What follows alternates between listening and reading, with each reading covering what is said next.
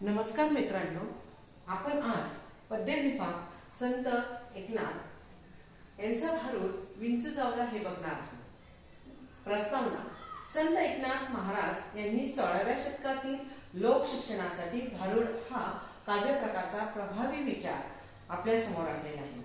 विंचू चावला हे सर्वात प्रसिद्ध भारूड असून त्यातील त्यांनी मानवी मनातील दोषांवर आध्यात्मिक उपाय सुचवले आहेत।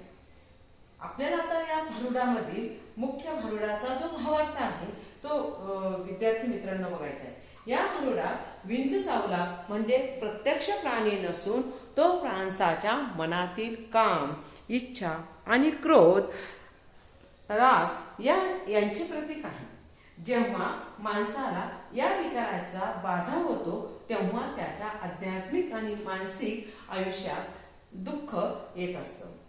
दुसरा प्रकार सांगितलेला आहे विंचूचा डंक। विंचूचा डंक म्हणजे काय? काम, क्रोध। हे संत एकनाथ महाराज म्हणतात की काम आणि क्रोधाचा विंचू चावल्यामुळे संपूर्ण शरीराचा जो काही विष आहे त्या विषाचा दाह होत आहे। यामुळे मनुष्य प्राण्यांमध्ये असलेलं जे काही अस्वस्थता आहे ती अस्वस्थता निर्माण होते, त्याचे मानसिक संतुलन बिघडते।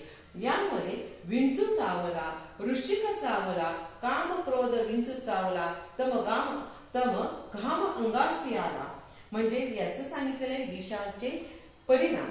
विंचू चावल्यानंतर जसा अंगाचा दाह होतो तसा काय या ठिकाणी सांगितलेले राग आल्यावर माणसाचे भान हरपत असते। कोणत्याही व्यक्तींना मानवाचे जे षष्टविकार आहे त्या षष्टविकारामध्ये राग, कोणी आपल्याला आपला अपमान केला तर आपल्याला रागच येणार आणि आपला राग आला की आपलं मन काही ठिकाणावर नसतं, म्हणून आपलं भान माणसाचं हरपतं असं सांगायचं आहे।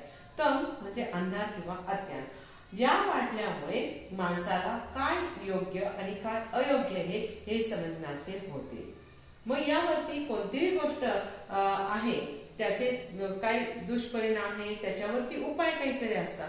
तशाच प्रकारचे या ठिकाणी संत एकनाथ महाराजांनी या विंचावरती कोणता उपाय सांगितलेला आहे तो याच्यामध्ये आपल्याला काय करायचं आहे, चौथ्या घटकामध्ये बघायचा आहे। उपाय या विषयावर म्हणजे जो विंचाचा विष आहे म्हणजेच मानवामध्ये असलेले दुर्गुण, काम, क्रोध, मद, मत्सर हे दुर्गुण, या ठिकाणी यावरती उपाय सांगितलेले संत एकनाथांनी सत्वगुणांचा अंगीकार करायला सांगितलेला आहे। ईश्वराची भक्ती, सत्वगुणांचा उतारा घेतल्याशिवाय हा विकारूपी